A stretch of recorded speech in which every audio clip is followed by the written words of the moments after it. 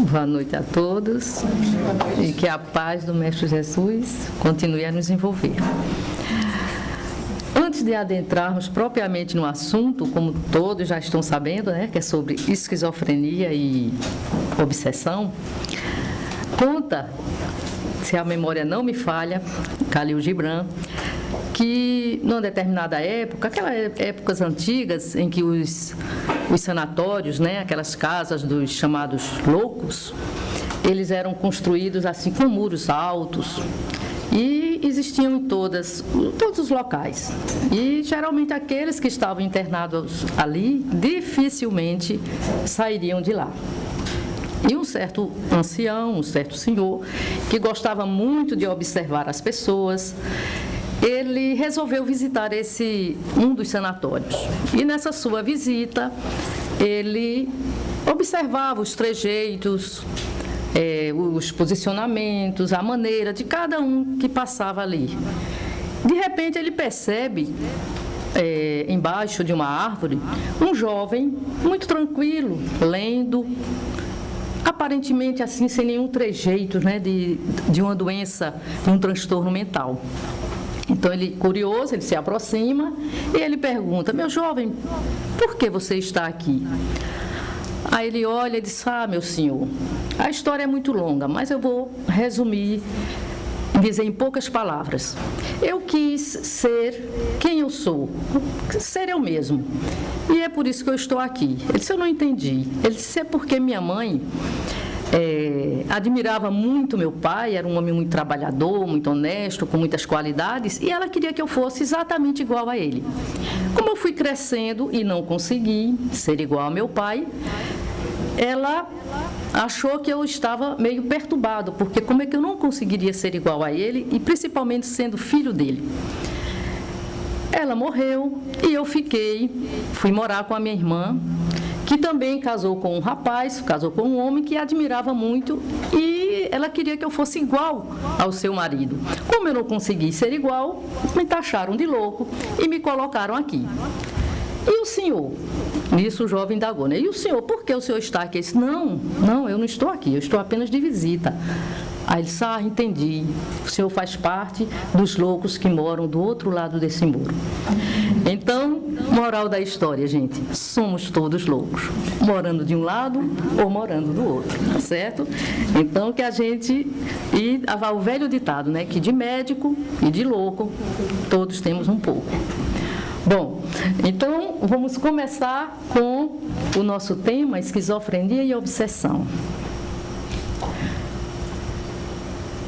Antes de adentrarmos propriamente na esquizofrenia, nós vamos, dentro da medicina, não de uma maneira muito aprofundada, não prolixa, só situar ela dentro da psiquiatria. Nós temos as síndromes psicóticas, né?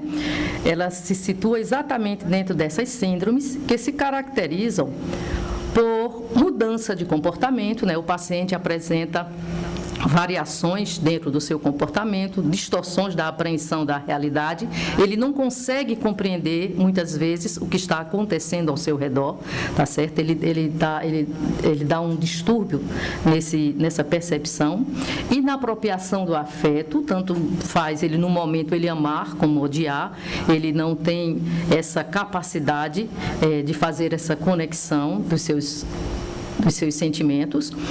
E dentro dos fenômenos psicopatológicos mais importantes, inclui isso tudo, gente, dentro das síndromes psicóticas, tá certo? As ideias delirantes, alucinações, um discurso incompreensível, como nós já falamos, uma fala não coerente. Às vezes você pergunta uma coisa, ele responde outra, totalmente diferente. E, logicamente, que com tudo isso vai haver o quê? Um prejuízo socioocupacional. Ele vai ter suas dificuldades nesse aspecto. Essas síndromes psicóticas, elas podem ser agudas ou crônicas, de acordo com as causas, principalmente. Os fatores, essas causas, os fatores externos e internos. Os fatores externos incluem aí as drogas, as doenças, o uso de certas drogas, elas podem provocar sintomas de doenças, de síndromes psicóticas. como também certas doenças. Uma delas que nós podemos citar, a cirrose alcoólica, tá certo? Ela pode, quando o paciente está instabilizado, ele não está estável dentro da sua doença, ele pode apresentar delírios, ele pode apresentar alucinações, e depois que ele estabiliza, através dos medicamentos, através dos cuidados médicos, então ele volta à sua lucidez. Então, por isso que essas síndromes psicóticas agudas, quando tira a causa, o paciente volta ao seu comportamento normal, tá certo? Quando são causadas por esses fatores externos. E outras doenças também. Dentro dos fatores internos, são os transtornos psiquiátricos propriamente ditos, e dos quais se destaca a esquizofrenia, tá certo? Então, dentro das síndromes psicóticas, os fatores internos são aqueles que vão provocar, né, os transtornos psiquiátricos propriamente ditos. E deles, a esquizofrenia é o mais estudado, é o mais pesquisado, é o mais frequente também. Esquizofrenia. Esquizo. Isso é uma palavra que vem do grego e significa mente cindida, mente partida, mente quebrada, tá certo? Temos aí o conceito, que é um conceito bem explicativo do que seja esquizofrenia. É um transtorno mental com grave desestruturação psíquica, em que a pessoa perde a capacidade de integrar suas emoções e sentimentos com seus pensamentos. Há uma quebra disso aí. Daí o nome esquizofrenia. Podendo apresentar crenças irreais, que são os delírios, percepções falsas do ambiente, alucinações e comportamento que revelam a perda do juízo crítico.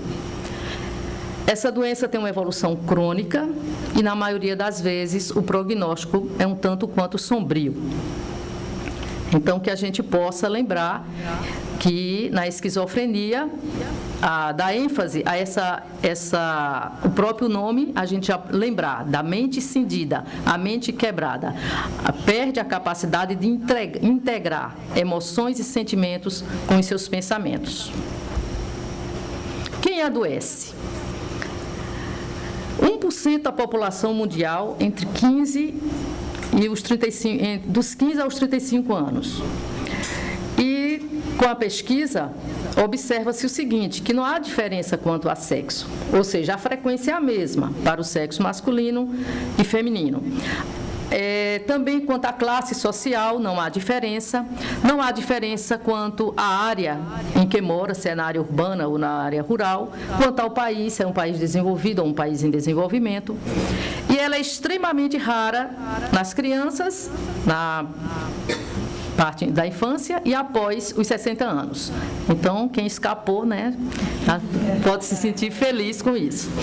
Nos homens, não se sabe ainda exatamente o porquê, mas a manifestação dessa doença, de uma maneira mais ostensiva, que geralmente é aí que se dá o diagnóstico, é entre os 15 e os 25 anos, e a mulher é um pouco mais tarde, entre os 25 e os 35 anos. Talvez a mulher seja mais resistente, né?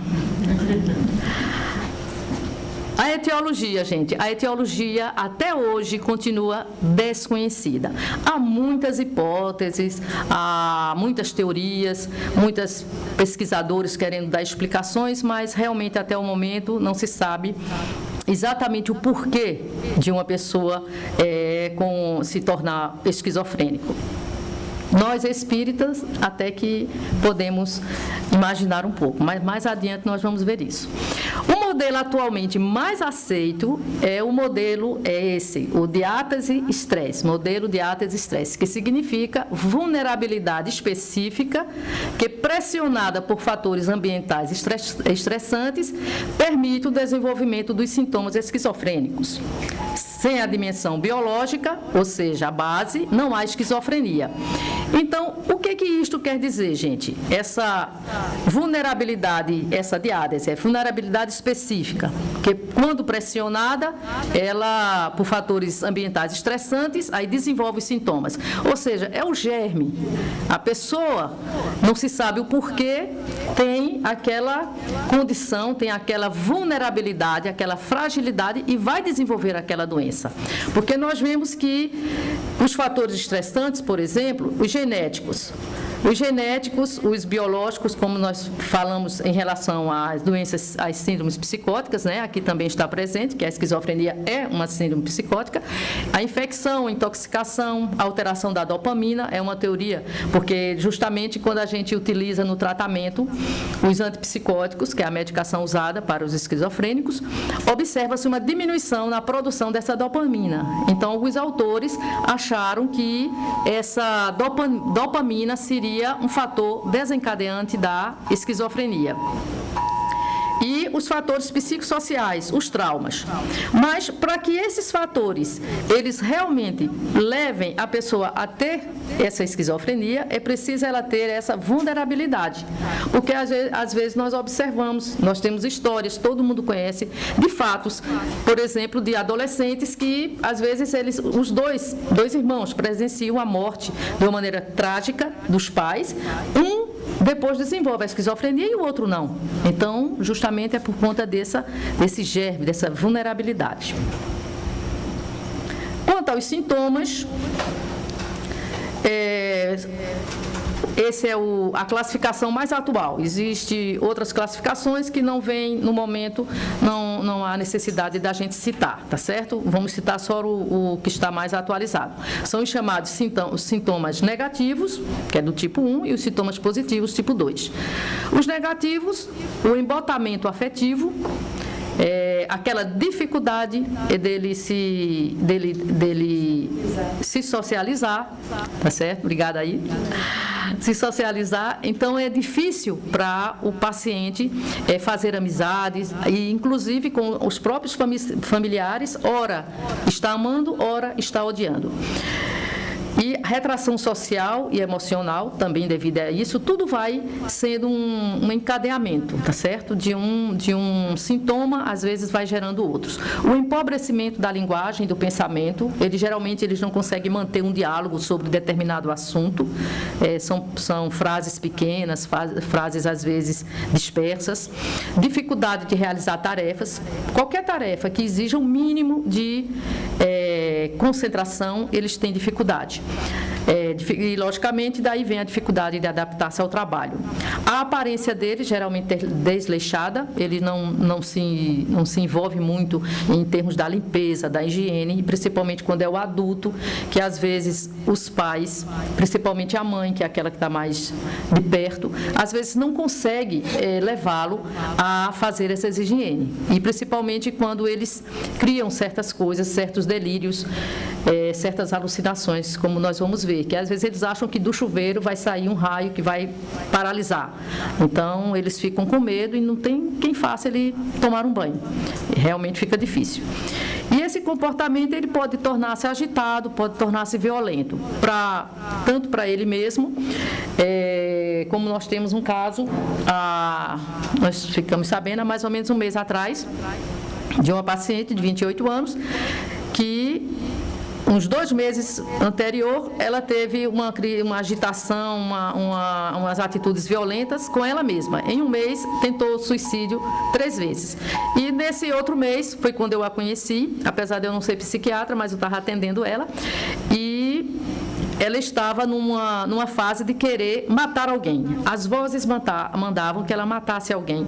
E a mãe estava sempre junto dela, porque realmente, de repente, poderia acontecer esse fato. Ali foram os sintomas negativos, né? Os sintomas positivos, alucinações e os delírios. Alucinações auditivas são as mais frequentes. O paciente escuta vozes, geralmente, às vezes tem frases obscenas, às vezes tem frases de mandar fazer ou de falar do vizinho que está perseguindo, que tenha muito cuidado, e ele começa a ficar cada vez mais isolado, com medo. Sempre essa ideia, e justamente do delírio, das perseguições que são frequentes. E as vozes, as alucinações auditivas, com essas vozes mandando e dizendo para ele que está sendo perseguido. As alucinações visuais e táteis e gustativas, elas não são tão frequentes, geralmente são em outros tipos de síndromes psicóticas. Dentro dos sintomas neurológicos, vem os trejeitos, os tiques motores, né, de balançar a cabeça, de ficar tocando com os dedos. E também temos os quadros de catatonia, que são aqueles quadros em que eles assumem determinada posição e eles ficam horas olhando para o nada, tá certo? Olhando assim para frente, com às vezes a perna encostada na parede, e ali ele passa horas, 2, 3 horas realmente. Outros sintomas, a mania de repetição. Essa mania de repetição já é uma manifestação assim mais tardia. Quando nós estamos conversando com ele ou mesmo com outra pessoa, ele escuta a frase, por exemplo, a casa é bonita, aí ele fica repetindo, a casa é bonita, a casa é bonita. Ele fica sempre, aquela última palavra ou frase, ele fica repetindo. A fala incoerente e o abuso de drogas. Geralmente eles têm essa tendência, e principalmente o cigarro, eles fumam muito, uma boa parte.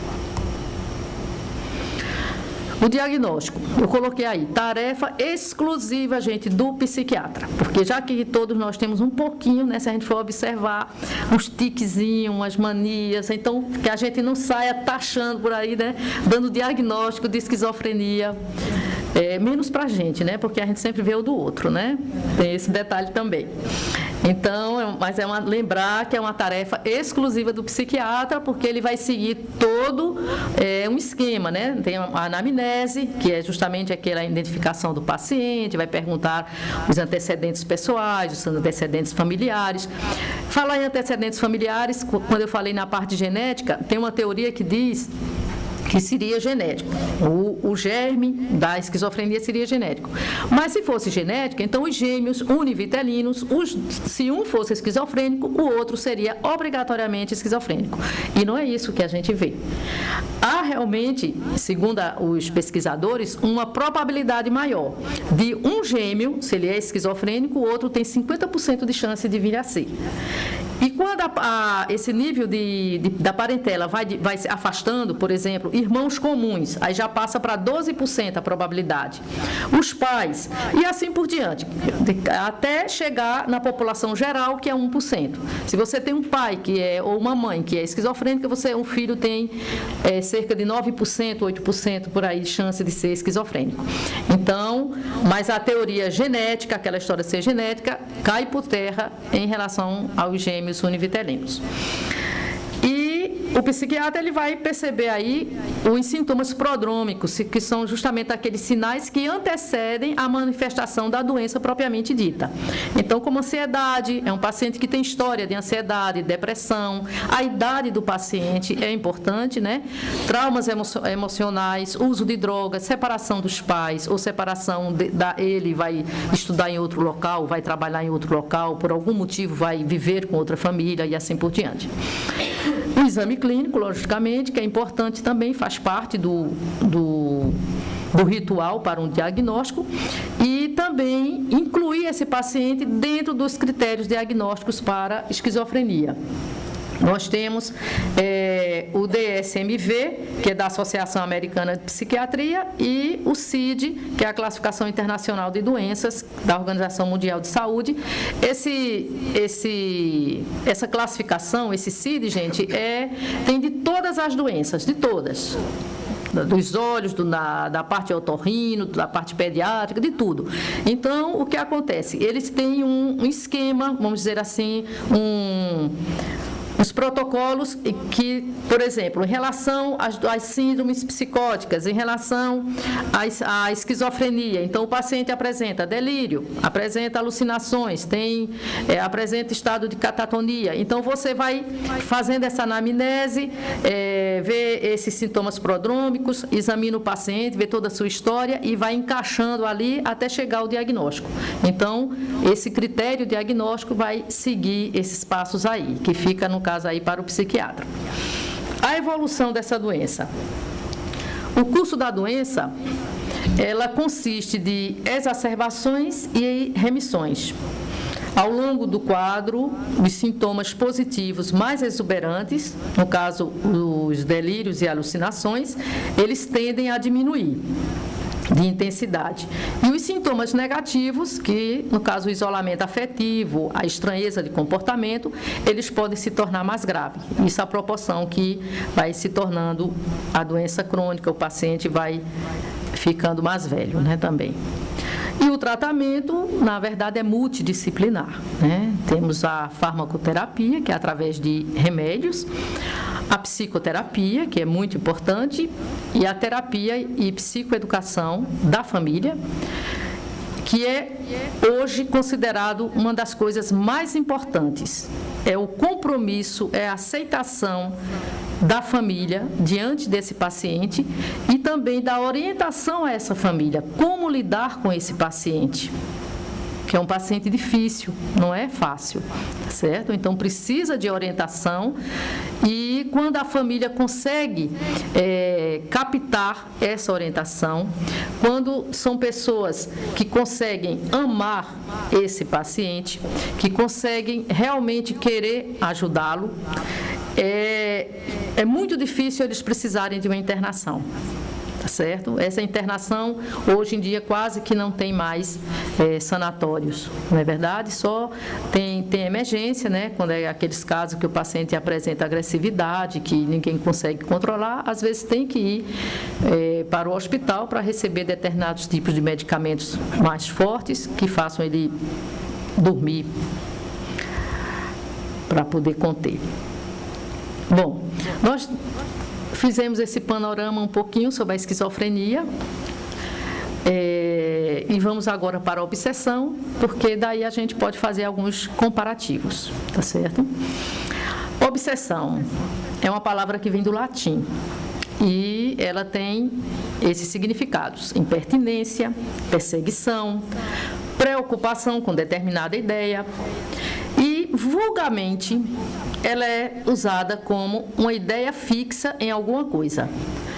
Que, inclusive, na própria medicina, nós falamos dessa autoobsessão, que o paciente tem um transtorno, né? Ele mantém aquela ideia fixa e essa ideia fixa vai gerar um estado mental doentio, que é a chamada autoobsessão, que é um tipo de obsessão. Essa autoobsessão diz aí, olha, o próprio indivíduo se atormenta com pensamentos fixos, ideias fixas, geralmente desencadeadas pelos dramas pessoais, sentimentos de culpa, remorsos. Então, são situações provindas da intimidade do seu ser, que prejudicando-lhe a normalidade psicológica. Então, o que acontece? O indivíduo, ele não se perdoa, ele não tem resiliência. Então, repetindo aqui, são situações provindas da intimidade do seu ser que prejudicam-lhe a normalidade psicológica. E o que gera isso? O indivíduo não se perdoa, não tem resiliência. Resiliência é a capacidade de você superar certos conflitos que normalmente acontecem em nossas vidas. São dificuldades que nós temos e que nós conseguimos superar sem adoecer, sem provocar transtornos em nosso comportamento. Agora, no espiritismo, que é um pouquinho diferente a questão da palavra obsessão. O termo obsessão foi colocado por Allan Kardec como perseguição. tá certo? É um processo bilateral. De um lado, o obsessor, do outro, o obsediado, o devedor. E eu achei interessante de colocar essa questão dos dois lados, logo de primeira, pelo seguinte, porque sempre que a gente pensa em obsessão, gente, a gente pensa que o ruim é quem está nos obsediando. Ele é um espírito mau, ele é um espírito inferior. Eu sou uma pessoa tão boa, por que está fazendo isso comigo? Meu filho é tão bom, não é verdade? Mas o que Kardec nos chama a atenção é exatamente isso, é que há um cobrador e um devedor. Talvez, não nessa encarnação, mas em outra encarnação, o nosso comportamento não foi tão bom, não foi tão amigável com essa entidade, com esse indivíduo, com esse outro espírito. Daí haver essa cobrança, essa perseguição. E nós colocamos esse aqui de Allan Kardec, lá do Livro dos Médiuns, capítulo 23, no item 246. É importante a gente lembrar disso. Não foram os médiuns, nem os espíritas, que criaram os espíritos, mas antes os espíritos que fizeram com que houvessem espíritas e médiuns. Não é verdade, gente? Os espíritos, sendo as almas dos homens, há, pois, espíritos desde que há homens, e, por conseguinte, de todo o tempo, exerceram sua influência salutar ou perniciosa sobre a humanidade. É importante a gente ter essa lembrança, tá certo? Que durante todo o tempo sempre houve essa influência, seja ela salutar, seja ela boa ou seja ela perniciosa. Aí lá vem Kardec, o Evangelho segundo o Espiritismo, no capítulo 28, item 81, e ele nos dá aí a definição de obsessão. A obsessão é a ação persistente que um espírito mau exerce sobre o indivíduo. Apresenta caracteres muito diversos, desde a simples influência moral, sem perceptíveis sinais exteriores, até a perturbação completa do organismo e das faculdades mentais. Lembrar disso. Até a perturbação completa do organismo e das faculdades mentais. É por isso que André Luiz e Emmanuel, ele sempre nos fala que em toda esquizofrenia há um teor de obsessão, há também um processo obsessivo, provavelmente, tá certo? Enquanto que pode existir uma obsessão sem nenhum sinal de esquizofrenia, apesar dos sintomas e dos sinais do paciente durante aquele processo ser parecidos. Nós vamos ver isso. Causas da obsessão. Isso aí, muito importante a gente lembrar. A obsessão decorre sempre, gente. Allan Kardec, na Gênese, capítulo 14, item 46. Não é algumas vezes, não. É sempre de uma imperfeição moral que dá ascendência a um espírito mau. É o que nós falamos no início. Tem um cobrador e tem o devedor, né? Os dois... O que é que eles possuem de comum? Imperfeição moral. Eles não são seguidores ainda das leis morais, das leis de Deus, das leis da natureza. Então, devido às suas imperfeições, é por isso que ele consegue, ele permite, se eu tenho minhas imperfeições morais, eu dou ascendência a um espírito mau a me influenciar também. Se eu sou um devedor, eu tenho meu cobrador, tá certo? As expressões da obsessão, isso aqui de uma maneira rápida, porque nós sabemos que aqui tem um estudo, né, sobre mediunidade, e fala-se sobre isso, só para a gente ter ideia que pode ser de um encarnado para um encarnado, essa obsessão. essa perseguição, né, essa influência não boa. Encarnado para o desencarnado, que um dos que a gente encontra assim mais frequente, a gente observa, são principalmente mães, né, quando perdem filhos. Aí, às vezes, ela não deixa que o filho siga o seu caminho, devido aos seus pensamentos, prendendo ainda aqui na nossa terra. Desencarnado para desencarnado e o desencarnado para o encarnado, que é assim, o mais comum, o que a gente mais estuda, que a gente mais fala, que a gente mais conhece, tá certo? É do desencarnado para o encarnado. A classificação e os graus, que já estão dentro daquela definição que Allan Kardec falou. Temos a simples, que não é uma obsessão tão grave, não é uma obsessão tão constante, há momentos de alívio, quando aquela pessoa melhora, quando ela evolui um pouco os seus pensamentos, né? A fascinação, que é muito comum também a gente encontrar mais nos médios, que eu deixei essa parte dando mais ênfase, já que o assunto era esquizofrenia e obsessão, a subjugação, porque é a sua forma mais grave, que pode levar a um transtorno, a um quadro psicótico.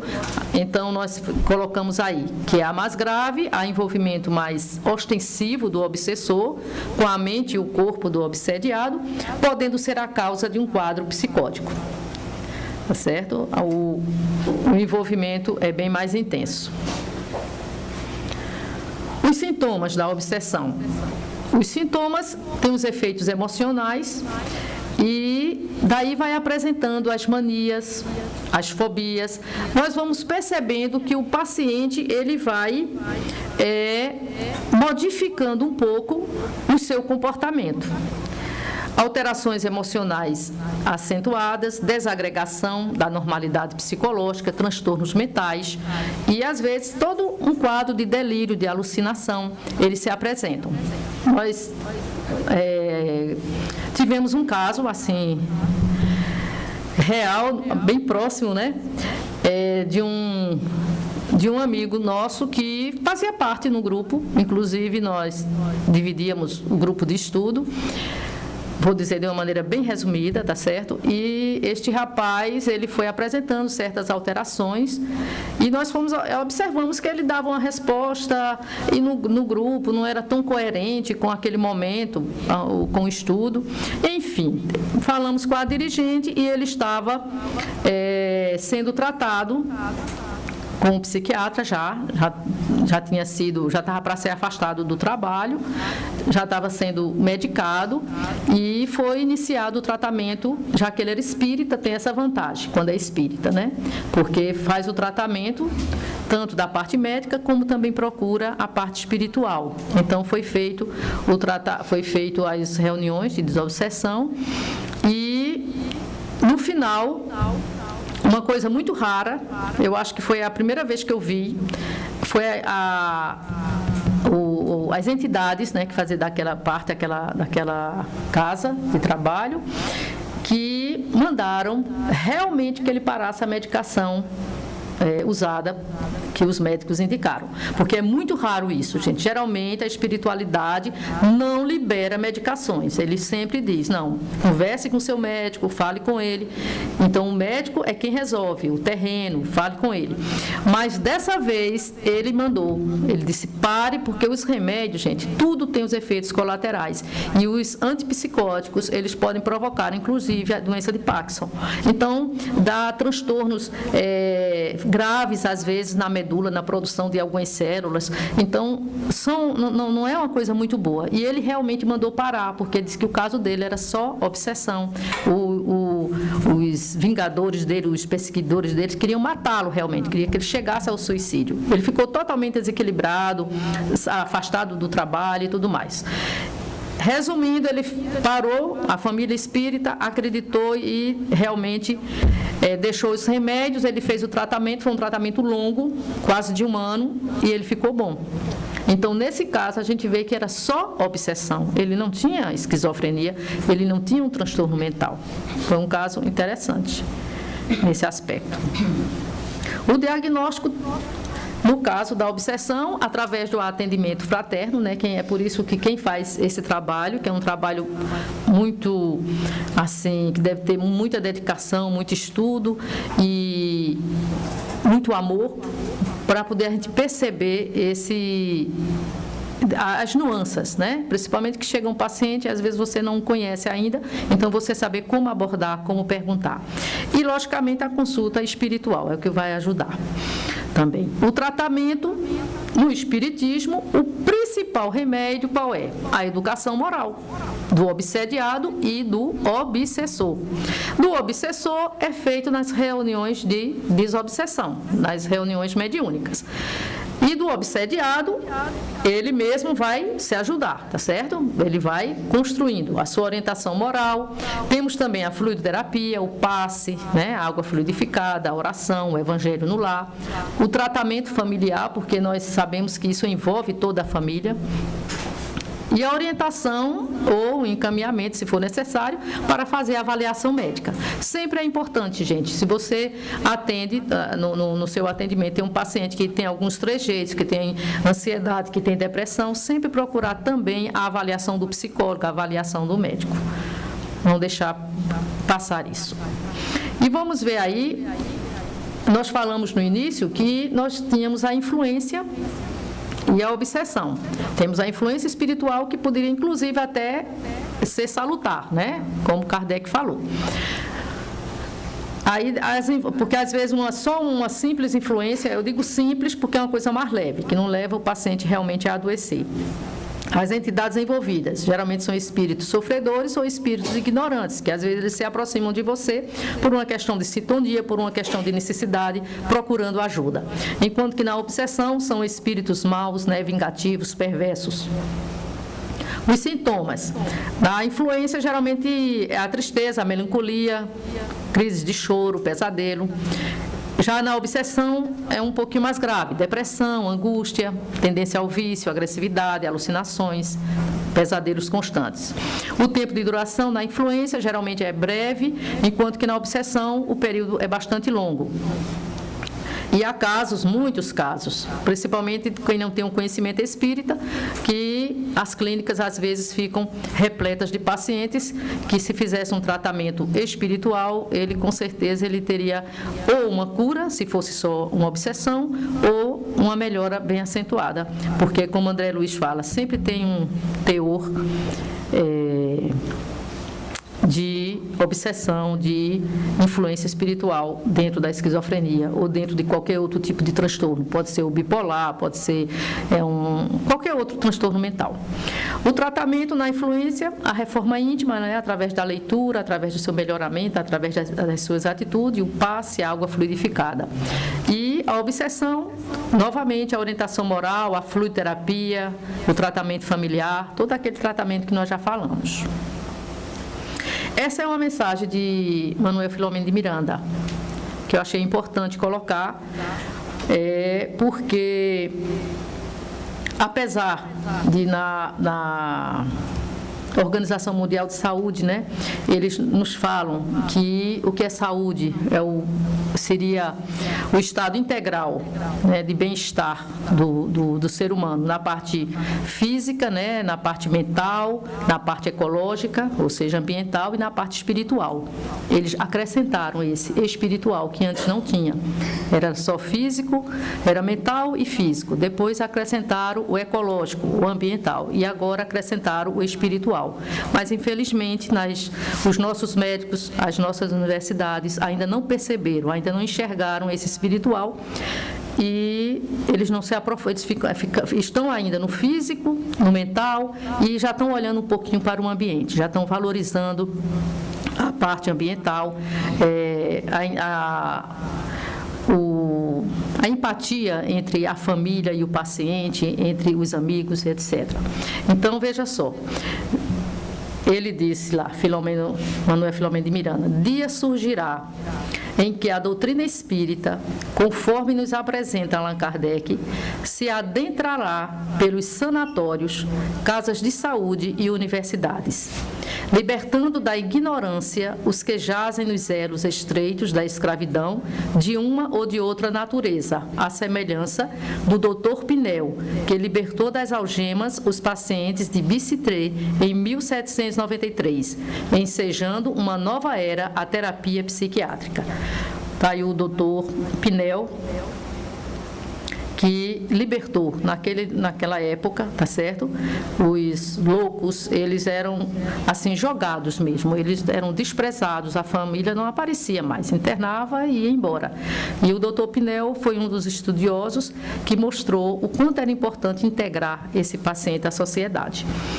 E com isso, com essa mensagem de Filomeno de Miranda, a gente já vislumbra um pouquinho, muito pouco, alguns aspectos. Em Campinas, São Paulo, tem o Dr. Nubo Facuri, que é um espírita, ele é neurologista, ele é cirurgião, ele é um neurocirurgião, ele escreve livros, ele é professor da universidade, no momento ele já está aposentado, ele já está com a idade avançada, já teve que deixar, mas ele conseguiu implantar na faculdade uma cadeira eletiva, né, o espiritismo, e ele é quem dava as aulas, e já existe isso em muitos locais. A AME, lá de Pernambuco, tem um grupo que participa de uma faculdade de medicina, e que tem outros cursos também dentro da área de saúde, e eles promovem um estudo uma vez por semana,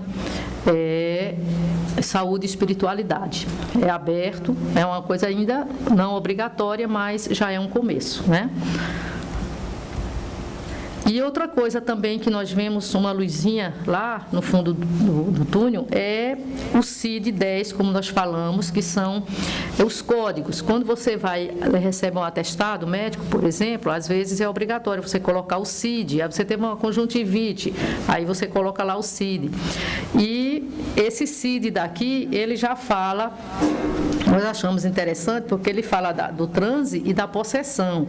Essa possessão é no sentido não de uma obsessão, é no sentido da pessoa da passividade. Eu, por exemplo, sou médium, eu saio da minha casa voluntariamente, vou numa reunião mediúnica e entro em transe e permito que uma entidade fale por mim. Então, quando eu faço isso, eu não sou incluída aqui como uma paciente psiquiátrica, eu já estou excluída disso. A medicina já conseguiu nesse novo CID, esse CID-10 significa que é a 10ª vez que ele é refeito, ele é atualizado, tá certo? Então ele diz aqui, veja só, no F44.3, estados de transe e de possessão. Transtornos, aí quem é que receberia esse CID? Qual o paciente que receberia esse CID? Transtornos caracterizados por uma perda transitória da consciência de sua própria identidade, associada a uma conservação perfeita da consciência do meio ambiente. Devem ser incluídos somente os estados de transe involuntários e não desejados, excluídos aqueles de situações admitidas no contexto cultural ou religioso do sujeito. Então, deu para entender? Quer dizer, quem receberia esse é quem fosse entrasse em transe, deixasse a sua própria identidade, conservasse a consciência do ambiente, mas isso de uma maneira involuntária e não desejada.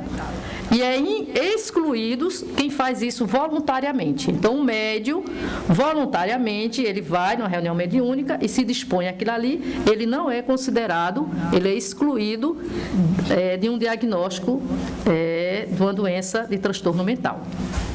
Aí já é uma luz. Só tem 10 minutos, mas vou correr um pouquinho, porque o mais importante é aquela notícia boa, né, e a notícia ruim que Soninha falou, e nós vamos ter essa notícia boa, que vai servir não só para a esquizofrenia, para a obsessão, mas para qualquer tipo de conflito, qualquer tipo de doença, não é maravilhoso? Então, vamos lá. Medicação universal, amor.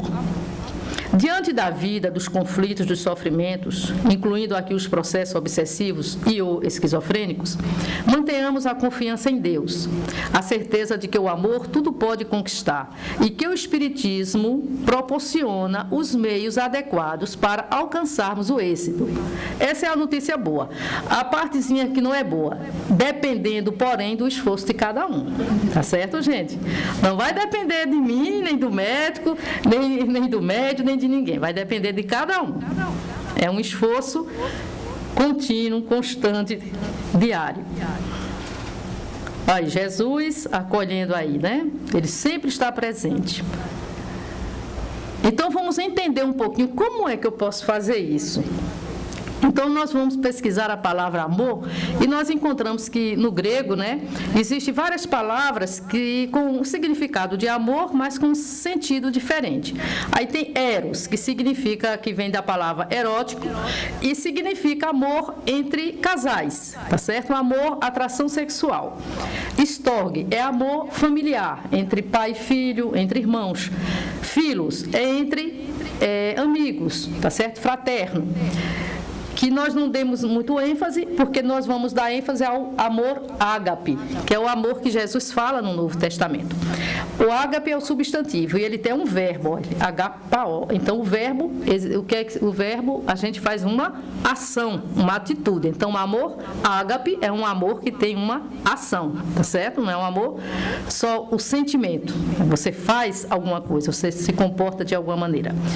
Para descrever um amor incondicional, esse ágape, para descrever um amor incondicional, baseado no comportamento com os outros, sem exigir nada em troca. Quando Jesus fala de amor no Novo Testamento, usa a palavra ágape, um amor traduzido pelo comportamento e pela escolha, não o sentimento do amor. E é aqui que nós entendemos perfeitamente quando Jesus fala amar os inimigos, porque como é que Jesus ia dizer para eu amar o inimigo, gente? É muito difícil, às vezes até o nosso amigo, o vizinho é bom, mas no dia que ele faz uma coisa ruim, a gente já não gosta tanto, imagine amar o inimigo. Então é fazer o amor, é realizar o amor ágape, o comportamento, porque o sentimento você nem pode mandar em você mesmo. É diferente, você está num ambiente desconhecido, de repente você escuta uma voz ou vê um rosto conhecido, o seu coração pula de alegria. Não é verdade? Independente, você sente aquela alegria. Em relação ao inimigo, você não sente isso, mas o que é que você pode fazer? Tem um comportamento adequado, é uma escolha sua. Então, é o amor ágape. E daí, quando a gente for evoluindo e chegar igual a Jesus, um amor incondicional, então a gente vai amar todo mundo, seja ele um assassino ou seja ele a melhor pessoa do mundo, Madre Teresa de Calcutá, certo? E no Novo Testamento, e segundo um pastor, eu não conferi, gente, eu não consegui conferir. Ele disse que no Novo Testamento existe 320 vezes a palavra ágape, tá certo? Aí tem uma das cartas de Paulo, que aos Coríntios, e ele diz que o amor é paciente, bom, não é arrogante, não se comporta inconvenientemente, não quer tudo para si, não condena por causa de um erro cometido, não se regozija com a maldade, mas com a verdade, suporta todas as coisas, nunca falha. Então, o que é que a gente observa aí, gente? Pontos chaves: paciência, bondade, humildade, respeito, abnegação, perdão, honestidade, compromisso. Tudo isso é o que Paulo fala do amor. Tudo são o quê? Comportamentos. Tá certo? É o amor ágape, é o amor que nós podemos e devemos exercitar em todos os momentos da nossa vida. Paciência, mostrar autocontrole em face das adversidades. Diante de um paciente, seja ele esquizofrênico, seja ele um paciente de obsessão ou de qualquer uma outra doença, a gente precisa ter esse comportamento, mostrar esse autocontrole, de ter, diante daquela doença, dar atenção, né? Ter bondade, apreciação. Essa apreciação é o elogio. Nós ainda precisamos disso. Ainda é importante para a gente.